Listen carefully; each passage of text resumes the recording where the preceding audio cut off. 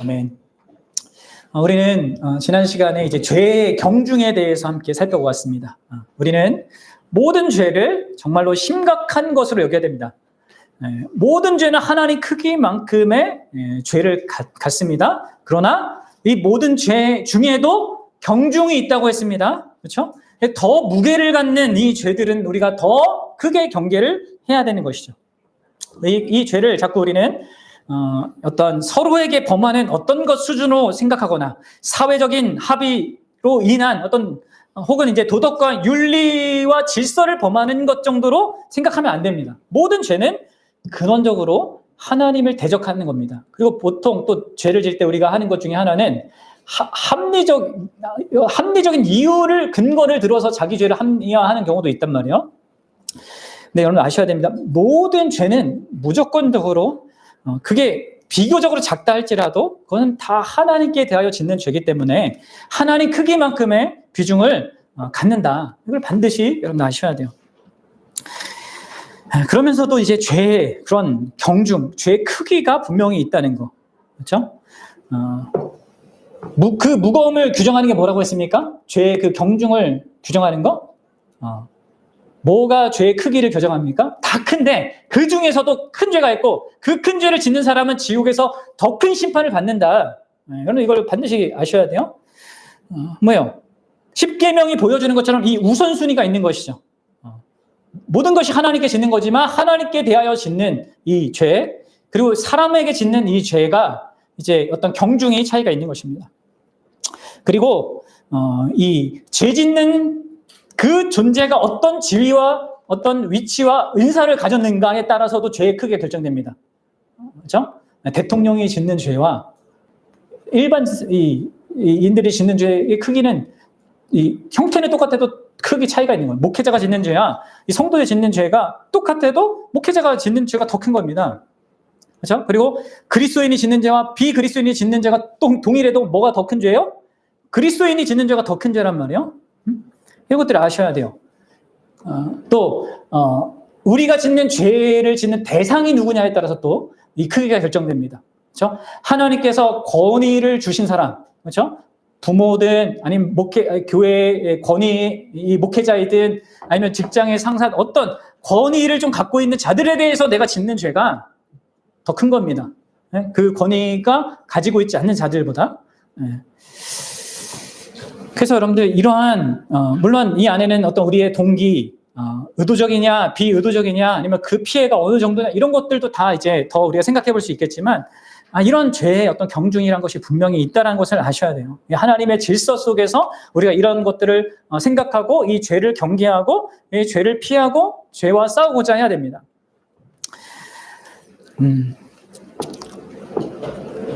물론 이런 죄의 경중에 대한 분명한 이해를 갖는 것은요 오직 신자만이 갖는 것입니다. 이 세상 사람들이 뭐 그렇게 크게 이걸 따지겠습니까? 오직 우리 주 예수 그리스도로 말미암아 우리의 모든 죄, 과거로부터 현재 그리고 앞으로 질 모든 죄에 대한 그 심판을 그분이 대신 받으신 그 십자가의 은혜를 진짜 아는 자만이 이런 부분에 있어서 생각하고 분별하고 주의하고 경계하는 것이죠. 그리고 그분의 도움을 받으면서 이러한 죄와 싸우는 겁니다. 정말 나 같은 죄인을 위해서 우리가 살아가면서 그런 많은 죄를 우리가 알고도 또 모르고도 막 지을 텐데 이런 나를 위해서 자신을 내어주신 그 사랑을 우리가 감사할 수밖에 없고요. 우리는 그리고 그 사랑 때문에 우리는 우리 자신을 미워하는 것이 아니라 이 죄를 미워하면서 이 죄와 싸우며 살아갈 수 있게 되는 것입니다. 자, 오늘은 이제 우리가 이 죄를 미워하고 이 죄와 싸우는데 또 하나 이게 유익이 되는 이 죄에 대한 또 다른 사실이 있습니다. 그것은 바로 이 죄가 반드시 가져오는 그 심각한 결과입니다. 소위문답 84문이 얘기해 주는 것이죠. 자, 보겠습니다. 모든 죄마다 받아야 할 마땅한 보응이 무엇입니까? 모든 죄마다 마땅히 받아야 할 보응은 이 세상과 오는 세상에서 하나님의 진노와 저주를 받는 것입니다. 우리 믿음의 선배들은 성경을 다 이제 보고 연구하여서 이렇게 정리를 했습니다. 모든 죄, 예. 단 하나도 빼놓지 않고 모든 죄입니다. 모든 죄는요, 하나님의 진노를 받습니다. 오늘 저와 여러분들이 함께 읽었던 이 마태복음 본문을 여러분 아시죠? 마태복음 25장에 있는 그 마지막 날에 인자가 와서 양과 염소로 세상을, 먼저 교회 안에 있는 사람들이죠. 그들을 나누는 거란 말이에요. 교회 공동체 안에 있는 사람들을 나눕니다. 양과 염소로 나눕니다. 바깥에 있는 사람들을 나누는 게 아니라 교회 안에 있어서 양인, 염소인 이 사람들을 나누고 이 왼편에 있는 염소들에게 이렇게 얘기하는 거예요. 뭐요? 저주를 받은 자들아 나를 떠나 마귀와 그 사자들을 위하여 예비된 영원한 불에 들어가라. 여러분들, 예수님께서 이 말씀을 하신 이 맥락이 무엇입니까? 이 영원한 심판에 이 불에 들어가게 되는 자들의 구체적인 그 범한 죄가 뭐였어요? 기억하십니까? 뭐였냐면 교회 공동체 안에서 작은 형제에게 자기에게 있는 물을 주지 않은 거였어요. 여러분들, 이게 큰 죄입니까? 지옥의 영원한 불에 들어갈 큰 죄일까요? 네, 큰 죄입니다. 여러분, 지옥의 영원한 불에 들어갈 이 죄로 예수님이 얘기한 건 마땅히 해야 될 것을 하지 않은 거예요. 그냥 뭐 범죄하고 막 다른 사람 괴롭, 이게 아니라 교회 안에 작은 자를 함부로 하고 그들의 필요를 무시한 거에 대해서 하나님 이 심판을 내린 거란 말이에요. 보십시오. 그래서 이 하나님이 내리는 이 벌, 이 죄에 대한 징계는 모든 죄에 이게 되어진다.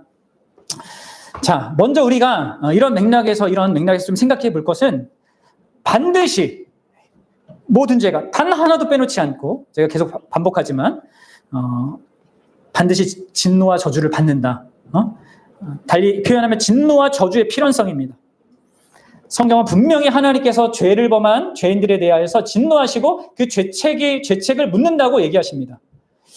자, 창세기 2장 17절 먼저 함께 읽어봅시다. 시작. 선악을 알게 하는 나무의 열매를 먹지 말라. 내가 먹는 날에는 반드시 죽으리라 하시니라. 자, 그리고 출애굽기 34장 7절 또 읽어봅시다.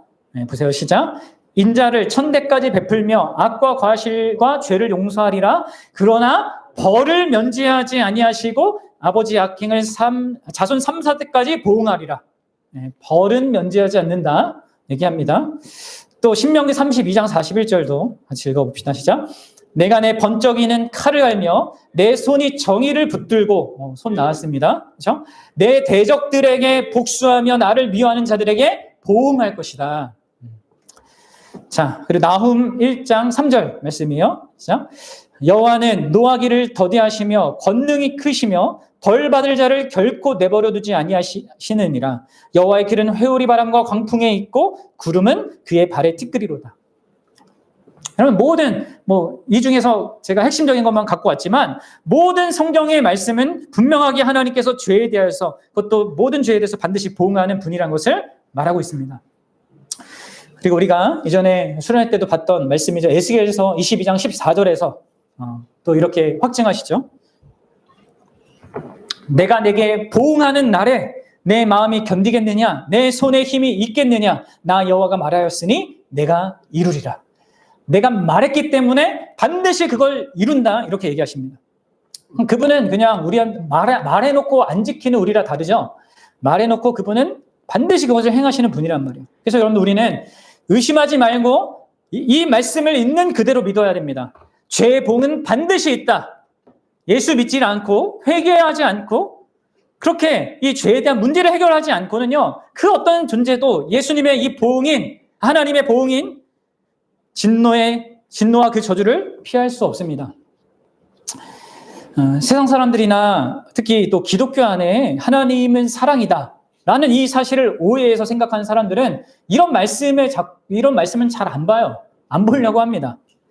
그리고 또 이상하게 해석을 하죠. 어떻게 해요? 이것은 그냥 우리에게 겁을 주려고 두렵게 해서 우리가 나쁜 짓을 하지 않고 조금 더 나은 삶을 살도록 하기 위한 것이지, 그런 의미로서 준 거지 실제로는 하나님 그렇게 안 한다. 사랑이 하나님이니까 하면 자기의 사랑의 그 개념을 이렇게 또 투영해져가지고 이렇게 이해를 한단 말이에요. 네, 자유주의 계통에 있는 교회들이 그렇게 합니다. 하지만 그것은 잘못된 그런 자기 생각 투영한 거죠. 하나님을 기만하고요, 그건 자기를 기만하는 것입니다. 성경이 말하는 하나님은 무한히 거룩하신 하나님입니다. 그분은 우리 이기적인 죄인과 다른 거룩한 사랑의 하나님이란 말이에요. 사랑에도 불구하고가 아니라 사랑이시기 때문에 진짜 죄를 싫어하고 죄를 진노하시고 죄를 심판하신단 말이에요. 그분이 진짜 사랑이기 때문에 단 한 올의 죄도 허락하지 않고 반드시 모든 죄에 대해서 보응하고 그것을 멸절시키고야 마는 그런 분이라는 것입니다. 여러분들, 그래서 그리고 이런 맥락에서 이 예수님 때문에 이 하나님의 보응에서 벗어나 우리에겐 이게 소망이라고 제가 오전에도 말했다시피 하나님 우리를 향한 그 사랑 안에서 또 그분이 창조한 이 세상 안에서 하나님은 그 무한한 사랑 때문에 반드시 모든 악과 고통 그리고 그것을 기인한 모든 죄 그리고 죄의 뿌리가 되는 모든 것들을요 반드시 보응하셔서 그것을 제거하시고 완전히 해결하실 거란 말이에요. 그게 우리가 참 큰 소망인 거죠. 예수님 때문에 가질 수 있는. 자, 근데 여러분들 두 번째로 우리가 이어서 생각할 것, 이 진노와 저주의 필연성과 함께 두 번째로 우리가 생각할 것은 이 진노와 저주가 두 가지 형태로 나타난다는 거예요. 진노와 저주는 성경에서 두 가지 측면을 갖습니다. 하나는 뭐냐면 상실의 벌입니다. 상실의 벌. 이게 뭔가 하면 바로 하나님과의 관계 상실이에요. 하나님과의 친교의 상실이라는 벌을 받게 되는 측면이 있고요. 다른 하나는 그 하나님의 진노 아래서 고통을 감각적으로 경험하는 감각의 형벌을 받습니다. 이 진노와 전주가 두 가지 형태로 나타나는데 상실의 형벌의 형태로 나타나고 또 하나는 감각의 형벌 형태로 나타납니다. 그럼 상실의 형벌은 아담과 하와가 범죄하자마자 하나님이 어떻게 하셨어요? 하나님의 임재와 그 친교를 누리던 이 에덴 동산에서 쫓아냈단 말이에요. 그렇죠? 이게 추방한단 말이에요. 이렇게 상실, 가장 소중한 것을 잃어버리는 어떤 경험을 갖는 것으로 나타나고 감각의 벌은 하나님께서 이 태초의 죄를 범한 이 부모에게 이 고생과 죽음을 선고하신 것에 나타나죠. 그 임신하는 고통, 애를 낳는 고통, 그리고 일해서 땀 흘려야지만 겨우 먹고 살 수 있는 그런 고통이 있다. 여러분들, 먼저 이 상실의 형벌에 대해서 조금 더 생각해 보도록 하겠습니다. 여러분, 죄가 뭐예요? 죄는 하나님을 대적하는 거고 하나님을 반대하는 거잖아요. 하나님을 무시하는 거란 말이에요. 따라서 하나님이 그러한 죄와 함께 할 수가 없습니다. 만약 여러분들 우리가 예수님을 믿는 신자라고 하면서 회개하지 않는 그 죄의 습성 가운데 계속 행한다면 여러분들 그것은 우리는 거짓말쟁인 거죠. 위선자인 것이죠.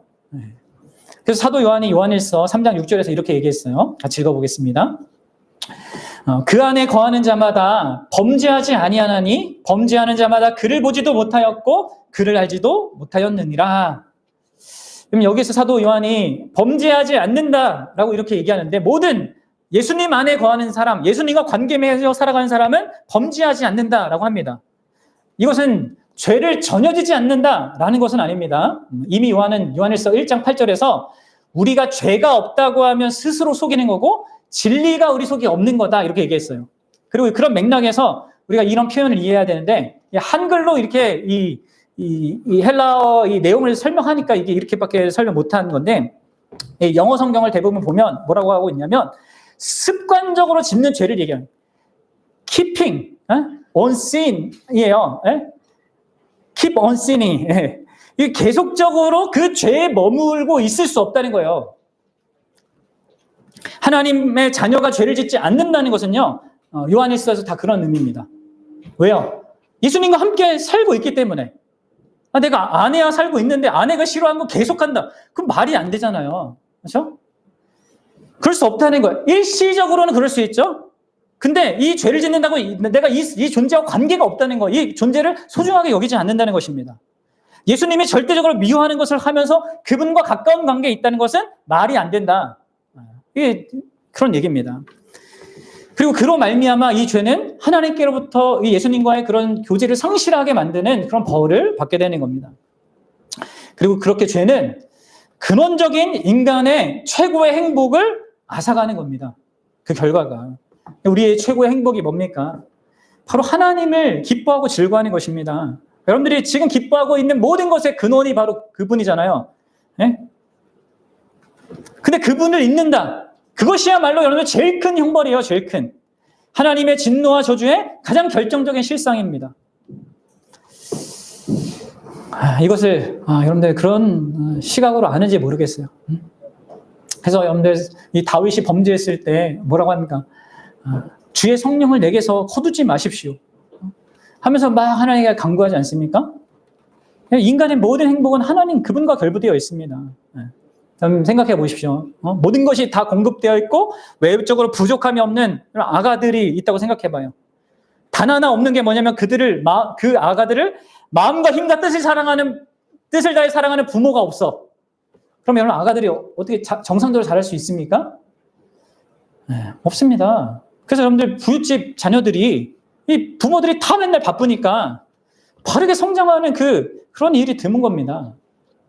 또 반대로 부족함이 많다 하더라도 마음과 힘과 뜻을 다해서 사랑하는 그 부모가 있으면 이 아이들은 정상적으로 자라갈 수 있단 말이에요. 그래서 어려운 가정에 훌륭한 자녀들이 많이 나는 거란 말이에요. 마찬가지입니다. 모든 것이 다 있고 심지어 모든 좋은 부모가 심지어 있어도 하나님이 없는 사람은요 결국 소망이 없다가 살아가는 그 사람과 다름없습니다. 심지어 좋은 부모가 없고 뭐가 다 부족해도 내가 하나님과 관계가 있고 예수님을 아는 자로 살면 그 사람은 가장 복된 거예요. 가장 복된 그 소망 안에서 살아가는 거란 말이에요. 근데 이것을 잃어버린 거 그게 여러분들 상실의 형벌이에요. 자, 그리고 이제 감각의 형벌이 있습니다. 감각의 형벌은 이제 하나님의 진노와 형벌이 우리에게 감각적인 어떤 고통도 가져다 준다는 거예요. 창세기 4장 12절과 13절 함께 읽어보겠습니다. 네. 아벨을 쳐 죽인 가인을, 자기 동생을 쳐 죽인 가인에게 이 하나님이 이런 벌을 얘기하세요. 읽어봅시다. 시작. 내가 밭을 갈아도 땅이 다시는 그 효력을 내게 주지 아니할 것이요 너는 땅에서 피하며 유리하는 자가 되리라. 가인이 여호와께 아뢰되 내 죄벌이 지기가 너무 무거우니이다. 가인은 아벨을 죽인 후에 이런 감각적인 고통을 또한 받게 됩니다. 그러니까 밭을 갈아도 땅이 효력을 주지 않게 된다. 여러분들 이건 뭐예요? 자연질서의 그 저주를 의미하잖아요. 수고해도 아무 열매가 없는 삶이 될 거다. 특히 가인은 농부였습니다. 그렇죠? 주업으로 삼던 그 땅이 더 이상 열매를 내어주지 않는 그의 생계와 노동이 하나님의 진노와 저주 아래 있는 것을 말하고 있어요. 아담 이후에 아담이 죄를 범해서 이미 땅이 저주받았는데 가인의 경우에는 더 심화된 형태로 땀을 흘려도 전혀 소산이 없고 노력해도 결과가 계속 무너지는 그런 실질적이고 물질적인 그런 고통이 있을 거다라고 얘기하시는 것이죠. 또 땅에서 피하며 유리하는 자가 된다는 것도 이것은 사회적인 소외 형벌이죠. 사회적인 보호망에서 벗어나 불안과 두려움 속에서 홀로 살아야 한다는 것을 말해줍니다. 평안과 안전 대신 불안과 고독, 두려움 이런 감각적인 고통이 이제 죄의 형벌로 주어지는 거예요. 가인이 이제 죄의 형벌이 너무 무겁다 하면서 그 심리적인 고통도 드러내잖아요. 물론 여기에 이 본문에서는 하나님의 형벌이 무겁다고 하는 반항심도 같이 있긴 하는 겁니다. 하지만 어쨌든 그의 안에는 그 양심의 가책과 절망 그리고 그런 불평들이 있는 거예요. 하나님께 심판받았다고 하는 이런 자각과 죄책감으로 인해서 고통을 겪고 있는 것이죠. 이것은 이제 다만 하나님을 제대로 모르는 사람뿐만 아니라 신자에게도 있을 수 있는 거예요. 이러한 죄 때문에 이 감각의 고통도 우리가 받을 수 있거든요. 이게 이제 다윗이 이렇게 고백한 또 시의 내용이 있어요. 시편 38편 우리 3절부터 8절 한번 보겠습니다. 같이 읽어봅시다. 시작. 주의 진노로 말미암아 내 살에 성한 곳이 없사오며 나의 죄로 말미암아 내 뼈에 평안함이 없나이다. 내 죄악이 내 머리에 넘쳐서 무거운 짐 같으니 내가 감당할 수 없나이다. 내 상처가 썩어 악취가 나오니 내가 우매한 까닭이 소로이다. 내가 아프고 심히 구부러졌으며 종일토록 슬픔 중에 다니나이다.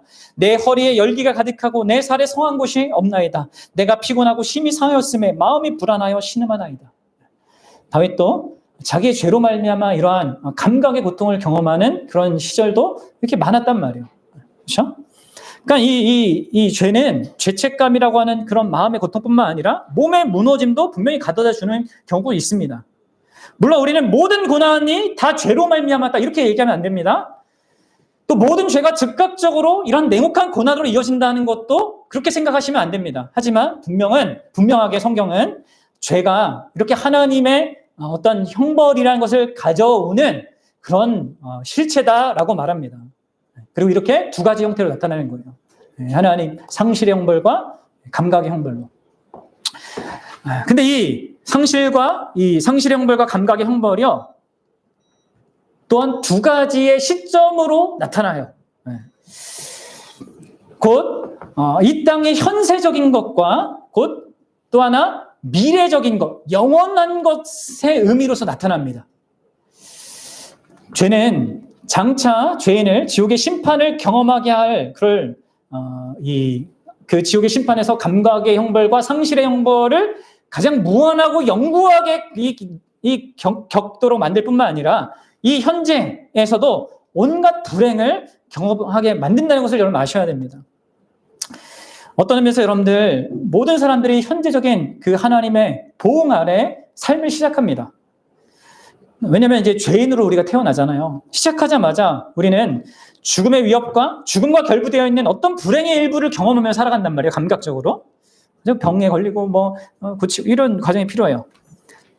죄에 대한 하나님의 가장 완전한 정의는 이제 장차 심판날에 이루어지지만, 그럼에도 불구하고 하나님은 이 세상 가운데 자신의 어떤 섭리 사역을 통하여서 정의를 계속 실행하시고, 또 이런 하나님의 진노가 또 저주가 있다는 것을 이러한 악과 고통의 현실을 통하여서도 드러내십니다.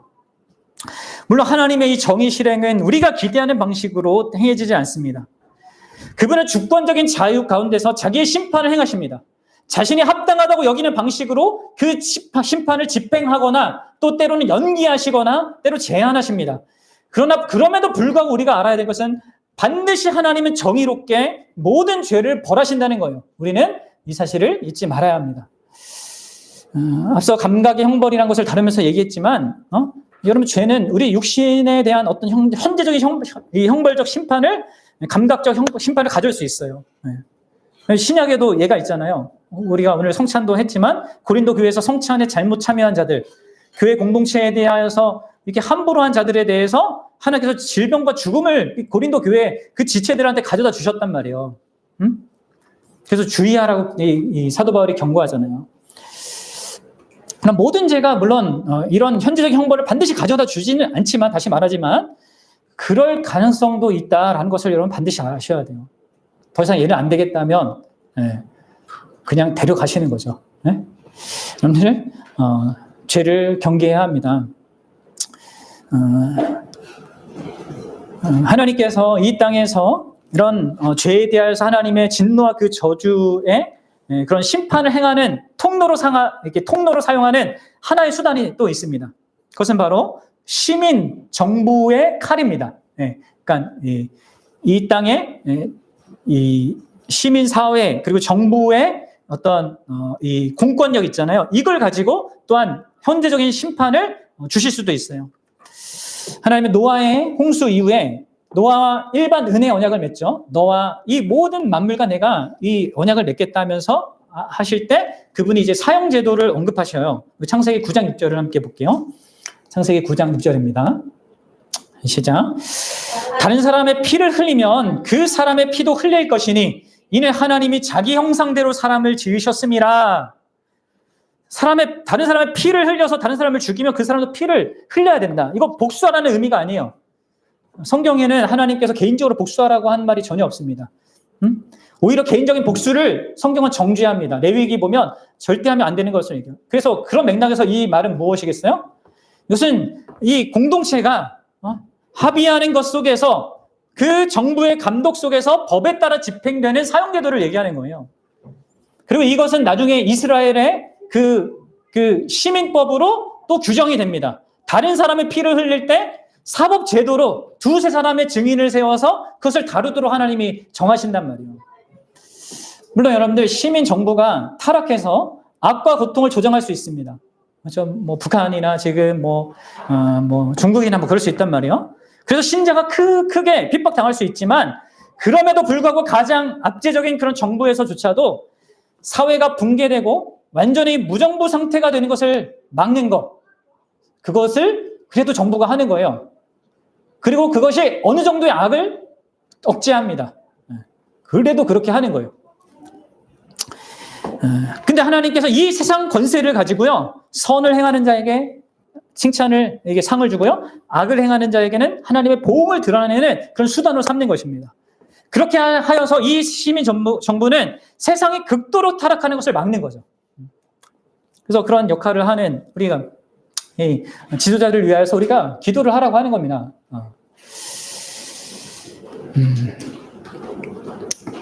뿐만 아니라 여러분들 우리가 이 형벌, 이 현재적인 형벌이 또 상실의 형벌로 우리에게 다가오는 것도 있잖아요. 사실은 현재적으로 뭐예요? 죄를 지으면 그 사람은 계속해서 상실을 경험합니다. 그렇죠? 가까운 주변 사람으로부터 멀어지게 되죠. 사람들이 그를 피하게 될 거고, 자기도 숨어서 살아야 되고, 또 그것이 들키면 감옥에 갇혀서 격리되어 살아야 합니다. 이 상실의 형벌은 죄를 범하는 자의 그 현실에 또한 있는 거예요. 근데 여러분들, 여기에서 이 현재적인 하나님의 진노와 저주에 있어서 가장 무서운 것은 무엇보다도 영적인 형벌입니다. 그건 뭐예요? 바로 죄 가운데 살도록 우리를 내버려 두는 겁니다. 오늘 오전에 표현대로 하면 하나님께서 보호하는 손을 놓는 거죠. 상실의 형벌이죠. 영적인 의미에서 상실의 형벌. 로마서 1장 18절 같이 보겠습니다. 하나님의 진노가 불의로 진리를 막는 사람들의 모든 경건하지 않음과 불의에 대하여 하늘로부터 나타나나니, 하나님의 진노가 현재적으로 하늘로부터 나타나 있다. 현재형이거든요. 나타나고 있다라고 얘기하거든요.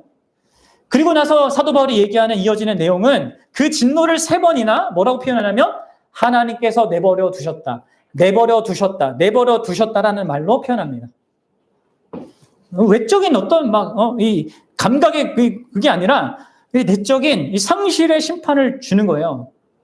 마치 출애굽기에 나오는 애굽왕 바로처럼 마음이 완악하게 되어서 계속 하나님의 말씀에 무감각한 상태를 갖게 되는 거. 하나님이 보여주신 그 재앙을 다 경험하고도 끝까지 이스라엘 백성 추격하다가 완전히 망하게 된 걸 우리가 보잖아요. 하나님의 말씀이 안 들리는 거죠. 그렇습니다. 하나님께서요, 우리 인생들에게 주신 이 일반 은혜의 분량을 줄이면 사람은 죄 속에서 이 돌진해서 자기를 반드시 해치게 돼 있어요. 그래서 여러분들, 내가 하나님과 관계 속에 살고 있지 않는 것, 하나님의 말씀을 가까이 하지 않는 것 자체가 그게 여러분들 큰 이 벌이란 말, 그 자체가 죄이고 그게 벌이란 말이에요. 그 신자는 그런 삶을 계속 유지할 수가 없는 거죠.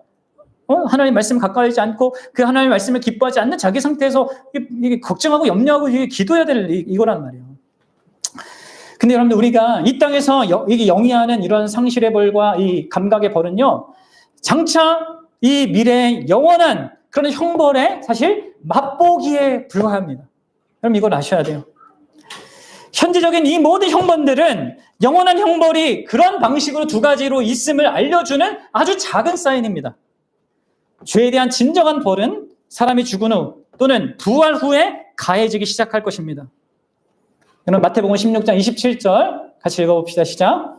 인자가 아버지의 영광으로 그 천사들과 함께 오리니 그때 각 사람이 행한 대로 갚으리라. 그때 진짜 우리가 행한 그대로 거기에 합당한 수준의 그 모든 것이 주어질 거란 말이에요. 예수님께서는 오셔서 악인들에게 그들의 죄를 드러내 보이실 거고 그들은 영벌에 들어갈 겁니다. 마태복음 25장 46절도 읽어볼게요.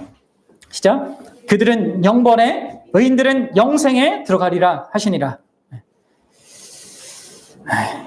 이게 우리가 함께 다루었던 이 2가지 죄의 그 형태를 갖는 이 상실의 벌과 이 감각의 벌이 이 죄인 그대로에게 원래 하나님이 의도하셨던 바로 그대로 실제적으로 그 가장 무한한 의미로 경험되어지는 그때가 바로 예수님 다시 오셔서 이 땅을 심판하실 때요. 지금은 이런 부분에 있어서 하나님의 일반 은혜가 있어서 놀랍게도 이러한 것들을 덜 감각하며 우리가 살아가요.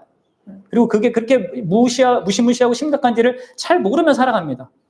그러나 예수님이 다시 오셔서 마지막 날 때가 될 때, 그때에는 이게 이제 본래 우리 죄에 합당한 그 의미대로, 그 무게대로 주어지는 겁니다.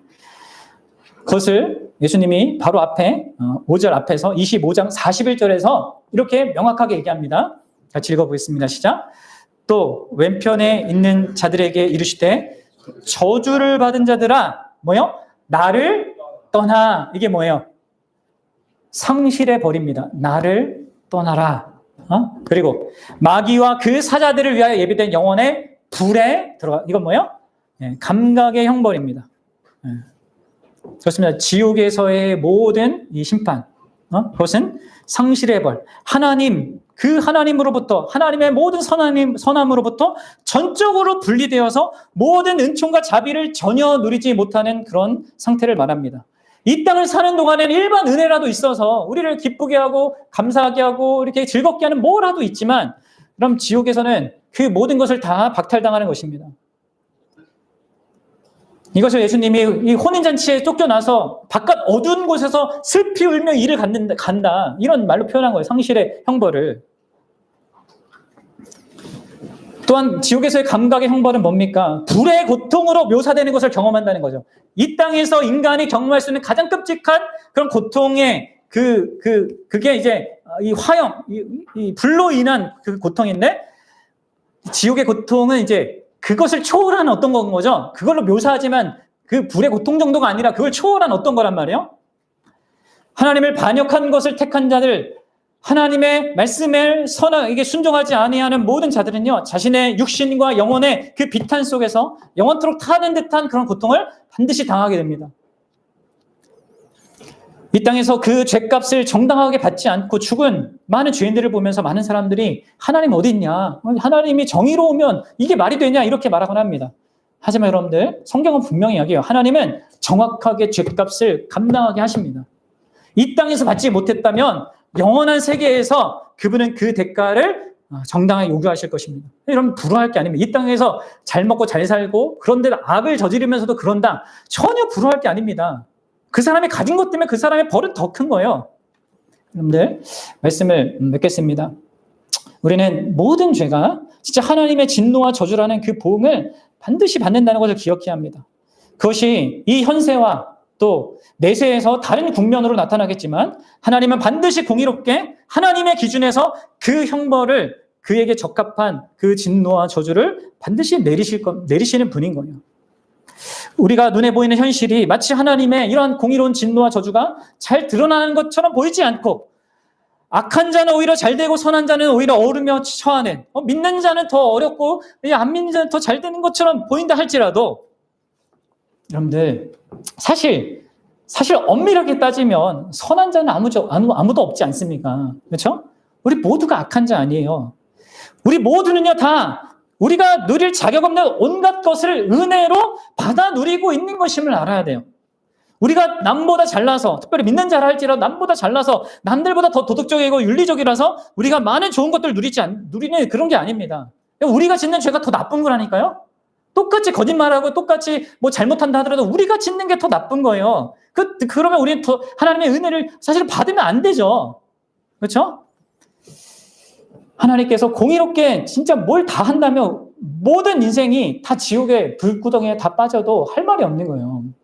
그러나 하나님께서 그래도 그런 하나님의 자비하심 때문에, 사랑하심 때문에, 그 은혜 때문에 모든 죄인들에게 지금 자기 자비를 베풀고 있는 현실이고요. 우리도 그 자비 안에 살아가는 현실입니다. 때로 그분이 큰 악을 허용하고 악한 자들의 번영을 허용하고, 때로 그런 자들이 믿는 자들을 핍박하는 그런 현실에 있다 할지라도요, 그 현실은 뭡니까? 그게 그분이 우리를 온전하게 만들어가기 위한 수단으로 사용하시는 거거든요. 왜 꼭 그렇게 하셔야 돼요? 우리는 다 몰라요. 다 모르는데 목적은 알죠. 뭐요? 아들의 형상을 본받게 하기 위해서 그렇게 하셔요. 그리고 그렇게 우리를 공격하고 힘들게 하는 사람들은요, 진짜 불쌍한 사람들입니다. 절대로 우리가 이렇게 복수심에 불타서 막 이렇게 할 거나 이럴 이유가 전혀 없습니다. 우리 스스로 원수를 갚을 이유가 없습니다. 하나님의 양인, 예수님의 양인 나에게 피해를 끼치는 그 사람은요, 엄청난 보응을 받게 됩니다. 그냥 여러분, 우리가 할 일을 하나님께 가서 일러 바치는 거예요. 하나님, 제가 나 힘들게 했어요 하면서. 그리고 복수심을 내려놓고요. 오히려 여러분 그 사람 불쌍히 여겨야 돼요. 그 사람은 예수님의 몸인 나를 나에게 해를 가했기 때문에 예수님 자신을 대적한 거고 공격한 거기 때문에 가장 무거운 보응을 받는다는 거죠. 받습니다. 그걸 아셔야 됩니다. 여러분 우리는 결코 이 땅 사는 동안에 손해가 되는 일을 경험하지 않습니다. 그냥 사는데 좀 불편해서 그렇지 우리 인생 가운데 손해된 일은 결코 있을 수 없어요. 예수님 때문에. 하나님 때문에. 예수님의 손과 아버지의 손에 보호받기 때문에 그렇습니다. 이러한 하나님의 진노, 죄에 대한 진노와 저주 이런 것들에 대한 분명한 인식을 갖고요. 이 세상을 정말 우리가 올바르게 바라보고 세상의 현실과 악한 자들의 그런 삶의 그런 모습 속에서 갖는 것에 대한 우리의 인식 그리고 그들이 우리에게 행할 때 또 우리가 어떻게 반응해야 되는지에 대한 이런 것들을요 잘 이해하시고요. 정말 우리에게는 하나님이 계시고요. 또 우리를 모든 죄와 이 진노와 저주에서 우리를 벗어나게 할 뿐만 아니라 이런 모든 것을 통하여서도 우리를 정말 선하게 만들어 보신 그 하나님을 의지하면서 우리는 우리의 길을 걸어가면 되는 거예요. 저희 여러분들이 그럴 수 있길 바랍니다. 함께 찬양하고 기도하고